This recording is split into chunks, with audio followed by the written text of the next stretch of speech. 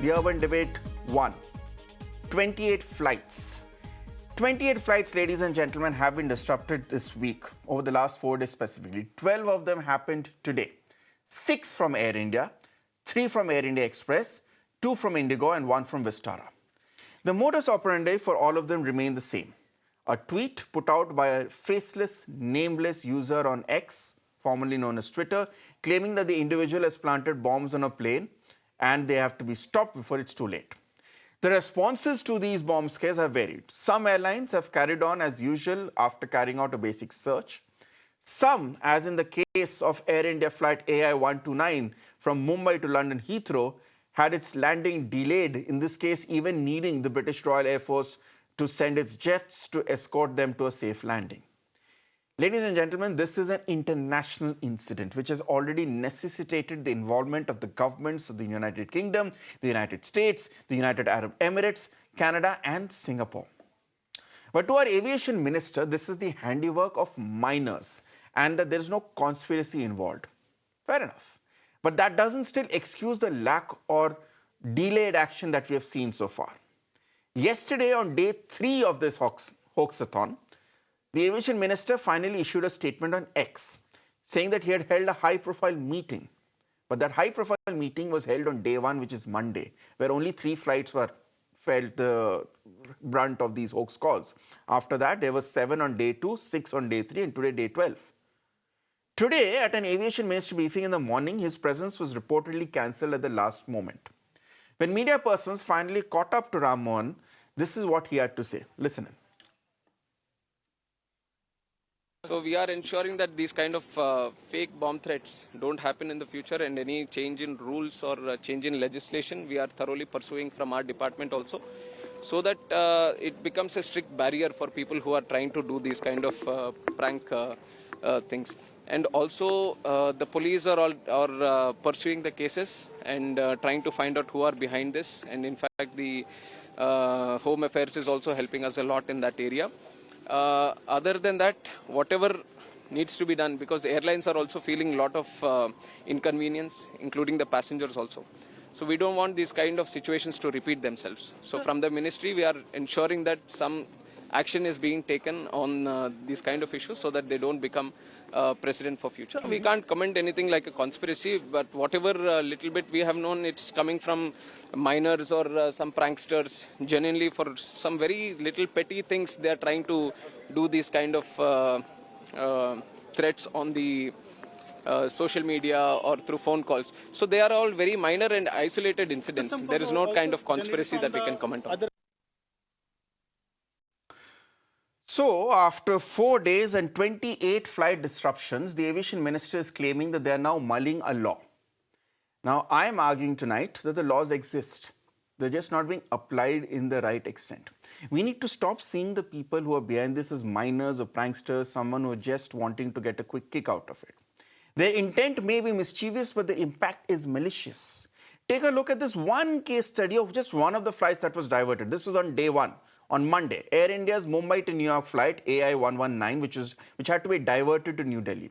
This entire misadventure cost the airline 24 lakh rupees extra on fuel and a further 12 lakh as accommodation cost for the passengers for an overnight stay in New Delhi.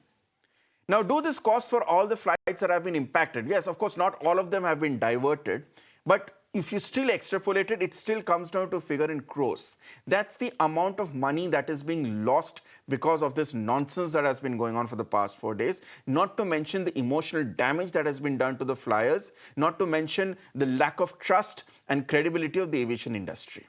It is a serious crisis and one I'm not sure the aviation minister truly understands and comprehends. Let me go across to my colleague Nikhil first, who has been tracking this story from the beginning to get us an update here. Nikhil, first and foremost, I know a lot of our viewers might be concerned. What is the status of Air India flight 129, which was flying from Mumbai to London, which then had to be escorted by Royal Air Force jets in order to ensure that it lands safely? Do we know whether that flight has landed safely?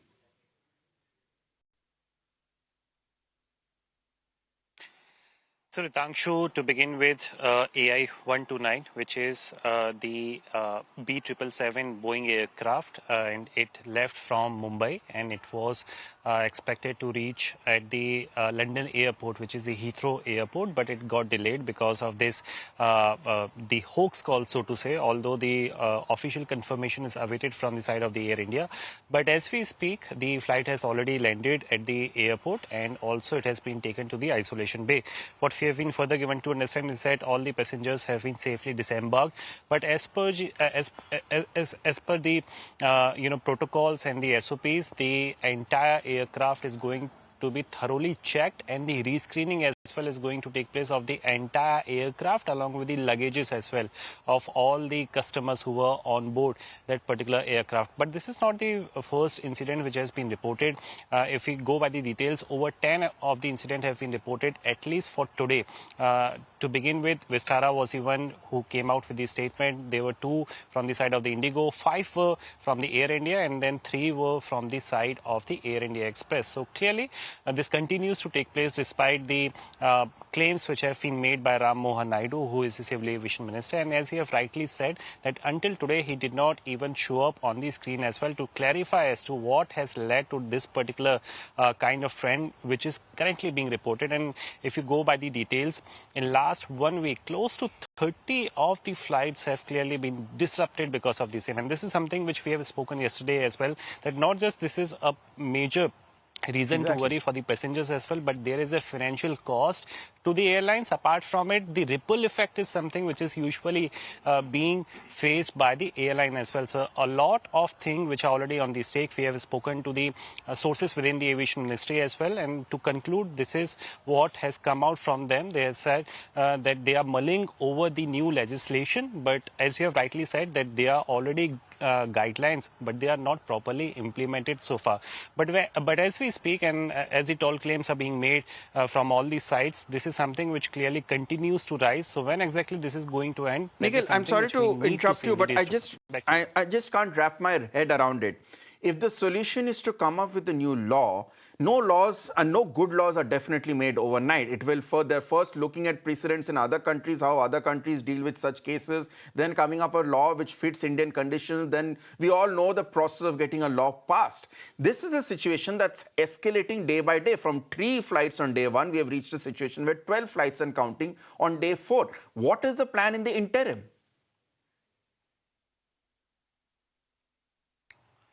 Well, this reminds me of the piece which got broken on Mirror Now a couple of months back. It came out from the side of the BCAS, wherein they have made a big proposal to the Ministry of Civil Aviation, and it also needs approval from the side of the Home Ministry as well, wherein they proposed to the Ministry that there should be a ban of 5 years if there is any one person who founds to be, aligned with these kind of security threats. But that is something which is still awaiting a nod from the side of the Ministry. So while Minister continues to say that there is a new legislation which is going to be, thought about from the side of the Ministry, and it is going to be pursued. But what about the proposals which are already in place on the table, which have been proposed from the side of the Bureau of Civil Aviation Security? So these are the things which have already been done, and there are some of the implementation which are yet to be awaited. But clearly, some of the minors have already been detained by the police, be it in the Chhattisgarh or from the side of the Mumbai Police. There are 8 of the cases where the legal action has also been initiated by the Delhi Police. But there is clearly more to it, because the trend continues to rise. All the people already are aware as to what exactly the situation is like across the country. Back to you. All right, Nikhil, thanks a lot for joining us once again. You have had a busy week already tracking all these developments in the aviation sector. We hope for the sake of everyone involved that you have it slightly easier tomorrow, which means that, of course, the situation is brought under control. Let me now go across to my guests. Joining me once again, I'm very glad to have Sanjay Lazar, aviation expert and CEO of Aviation, with me on the panel. Also joining me today are Sarosh Damania, aviation lawyer, Rahul Bajaj, CEO of Digital Darwin, and Major General Dhruv Katoch, one of India's foremost defense experts and also director of the India Foundation. Mr. Lazar, I'll come to you first. You were quite clear and open in your criticism of the Aviation Ministry yesterday, and in response to the tweet which he had put out in a statement yesterday, saying that it was too little too late. Today, we just heard what the Aviation Minister said. He's saying that this is A, the work of minors, B, it's not a conspiracy, and C, they're looking at getting a new legislation to curb it. Does this response convince and reassure you by any chance? Certainly not. You're trying to close the stable doors after the horse is bolted.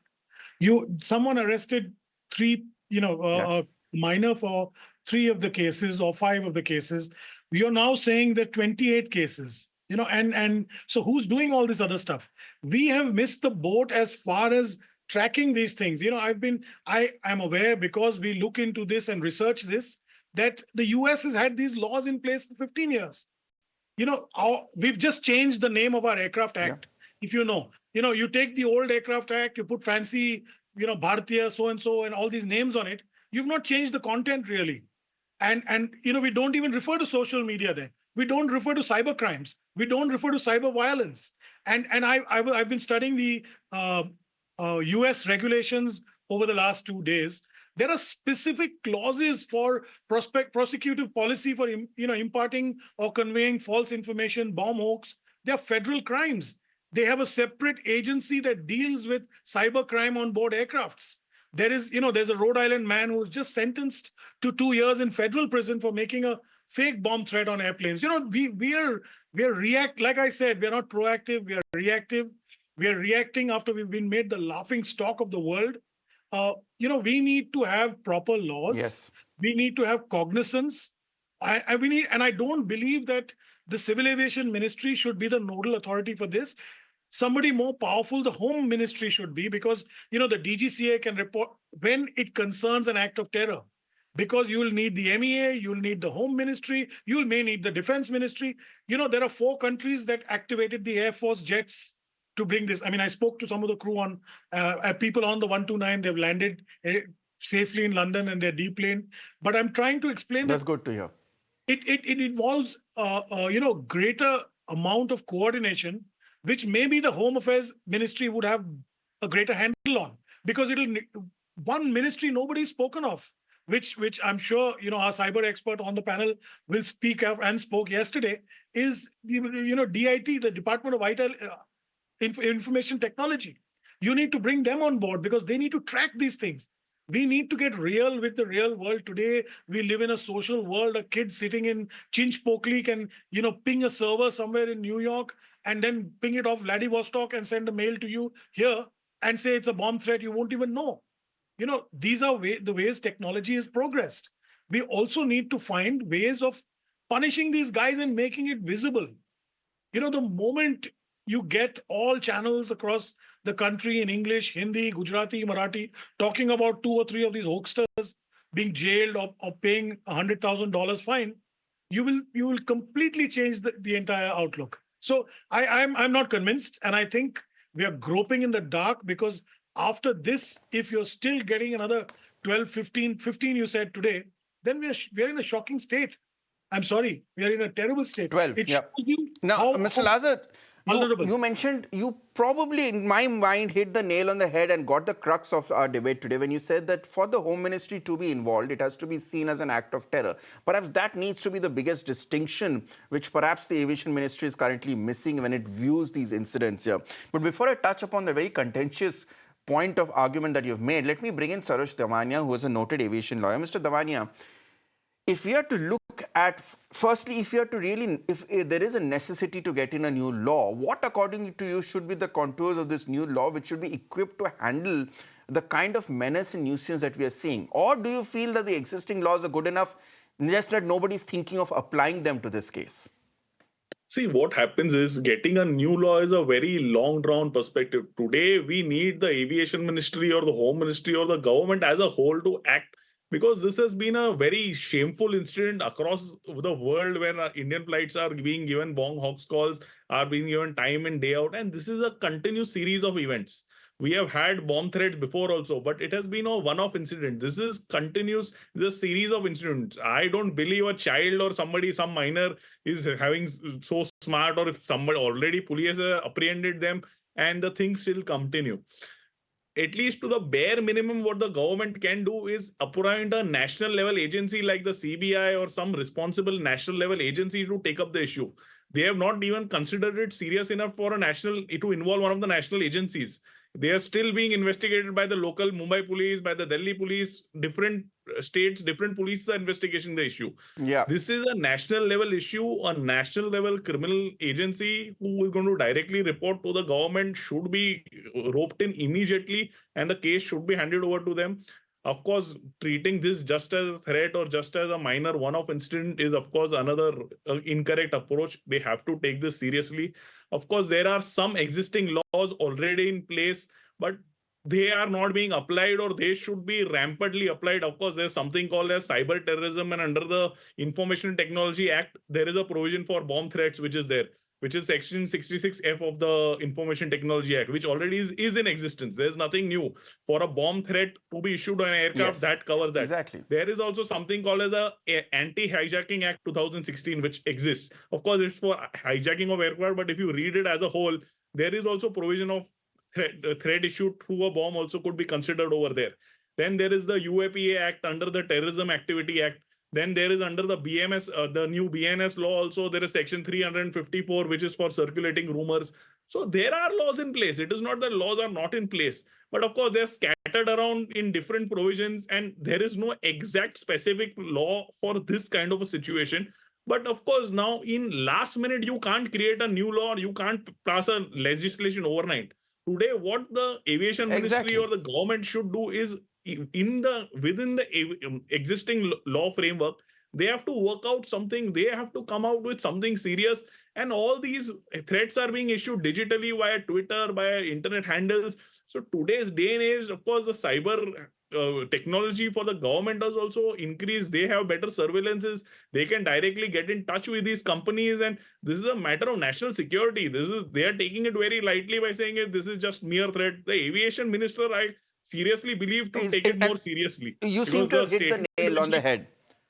You've genuinely hit the nail on the head, Mr. Damania, and let me then bring in Major General Dhruv Katoch. The point is, as both our panelists have said it, Major General, the problem so far, till yesterday, one could assume that, that the ministry has just been caught off guard with this barrage of hoax calls, and they're still trying to figure out how to deal with it. But now that we have heard from the aviation minister twice, once on Twitter, once from the soundbite which he gave, the problem seems to be in the response, or at least the lack of application so far. As Mr. Lazar pointed out, why hasn't the Home Ministry been involved? Why is this being seen as isolated acts of local crime by young pranksters or juveniles? Why is this not being seen as a security threat? Because it doesn't matter who's the person instigating the threat. It matters to the scale and possible impact of it. And the impact is that every day, hundreds of passengers, hundreds of people, Indian citizens, many foreign citizens, their lives are being impacted and their lives are being put at risk. Why is the Home Ministry not being roped in? Why is a central investigating agency like the CBI or the NIA not being brought in? And why is the IT Ministry also not being roped in? Thank you, Ritangshu. Can you hear me? Yes. Okay. Please go on. Thank you. Yeah, thank you. Now, both the earlier panelists, Mr. Lazar and Mr. Damania, I agree with them totally. Let me give you the security perspective. If there is a hoax call on any aircraft, it is an act of terror. I think there should be we don't need a new law. It is an act of terror, regardless of the age of the person who has committed it, or regardless of the sex. It is immaterial. Now, that should be made very clear, and I personally feel, leave aside the Aviation Ministry and the comments made by the Honourable Minister, I think it is time now for the Home Minister to get on board and to declare, to make a very open statement, such acts will not be tolerated. It will be treated as an act of terror. There will be no bail to the accused, regardless of the accused's age. And lastly, the costs which have been incurred will be borne by the concerned individual. Now, and then we need to make an example of one person. You see, unless you have deterrence, it is not going to work. This cannot be a hoax. I'll make it very clear. It cannot be a hoax. One call I can understand can be a hoax. Two calls can never be a hoax, especially coming so soon after the spat which has taken place between Canada and India, and people are trying to take advantage of that. So this must be treated with great seriousness. Otherwise, I feel that the aviation industry will go down. We will lose credibility as a nation which cannot protect its own citizens. So that is my take. Please take this very seriously. Yep. Treat it as an act of terror. Full penalty to the individuals for the entire cost of the plane. If it is 100 crores or 5 crores or 1 lakh, doesn't really matter. They must bear the cost. And there's one more point which I wish to bring. The question came, that imposing a ban on the flyer on an individual for 5 years. I think if a person has made a hoax call, there is no question of 5 years. It has to be a ban for life for all airlines. Unless we are serious about our security, I'm afraid people will keep making us will keep treating us as victims who can do nothing but plead. I would go forward. Better sense I would go a step further, Major General Dhruv Katoch. We don't even know because whether the I hate to sound classist, but I'm not even sure that these are people who perhaps are looking at flying frequently in the air anyway. These are just people from smaller areas looking to just get a kick out of it. If you go by the government's theory, in this case, forget flying in the sky. They should be behind bars if they come up with with incidents like that. There are a lot of takeaways from what you said, Major General Katoch. But I'll come to that shortly. I also want to bring in Rahul Bajaj, CEO of Digital Darwin, with me. Mr. Bajaj, from the modus operandi that we have seen, and we'll put out some of the threats that we have received so far in terms of how these hoaxes are harassing us and what are these threats saying. What is your understanding here? Is this the act of a sophisticated network of people who know what they're doing and they're deliberately creating a pattern, or is this just isolated cases of individual pranksters who are now getting into a copycat mode to try and just amplify the situation entirely out of just mob chaos and mob anarchy? Thank you so much, Ritangshu, for having me on the show. And just to answer your question, I'd take reference to what Major General Katoch said, that it cannot be an isolated or a group of isolated incidents when they are happening en masse and the way they are happening now. Now, there is definitely a kind of a pattern in that particular in these particular calls. And this is where, again, agree with Mr. Damania that this is where DIT and the MeitY, Ministry of IT and Telecom, should be brought in. There are specific cyber laws which are already available. Again, don't need to get into any new other laws, but the way these particular laws are enacted is something which needs to be looked at. Of course, we know that, and Major General Katoch would be able to vie for that. That in warfare now, cyber warfare is a big area, which is Exactly. which is coming up, which the countries, which even multiple countries are taking or are using.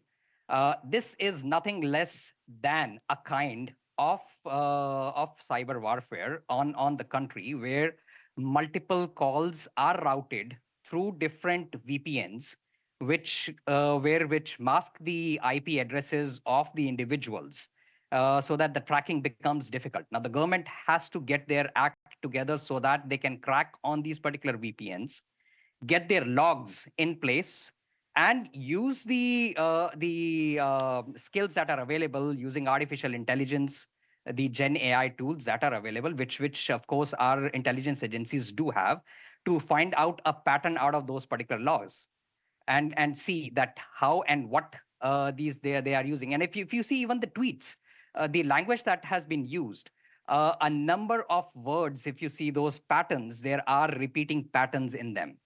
There are repeating words in those particular ones. And hence, this very clearly shows that these are not isolated incidents. There is definitely a bigger sinister plan behind that, which is, of course, which could be more economic than anything else, to bleed out the airlines. So what Major General Katoch and Rahul Bajaj saying that this is indicative of a larger plan and not isolated incidents.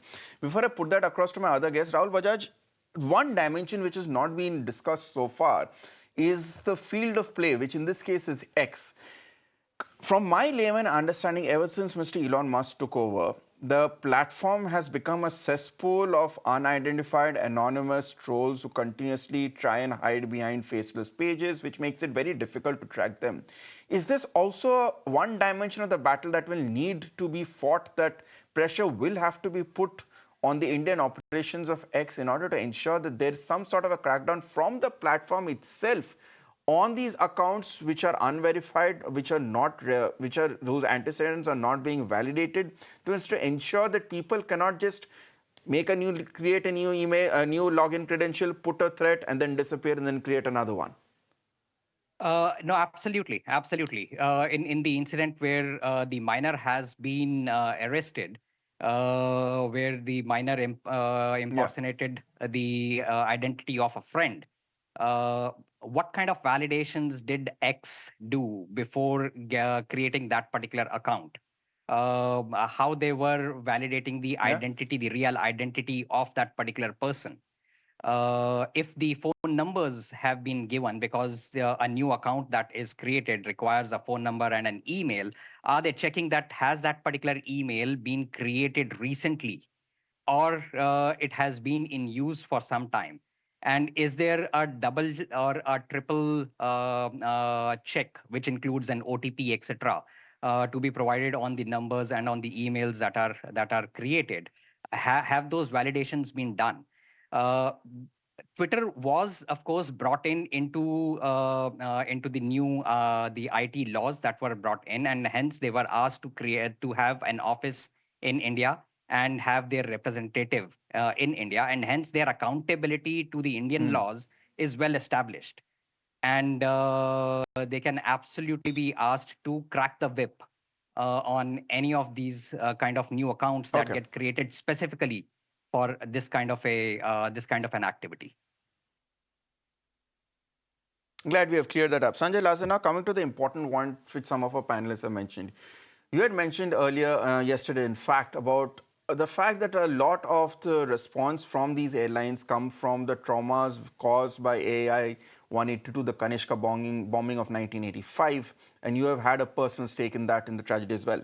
Does it bother you, the ease and perhaps the flippancy at which the aviation minister has branded these as isolated incidents, given that you and several of the experts who have been following this case and have been monitoring very clearly show that there are enough indications to show that this is not a scattered, not interlinked plot, but just individual people who are just working for a prank? Does it bother you that the aviation ministers jumped to this conclusion so quickly without having a national level investigation in place? Definitely, Ritangshu. And I want to just make one point, which I think Mr. Damania pointed out. There is no investigative agency. And that is the flaw in our law.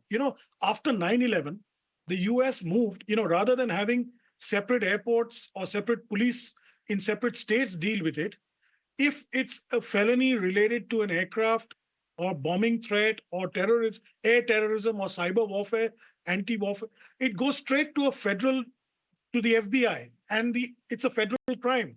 India should have something like that exactly. Should say that if it is cyber warfare or hoax call or real call or threat to an aircraft or airport, it's a national crime, it's a federal crime. The CBI or whichever agency that you want to put in should look after it.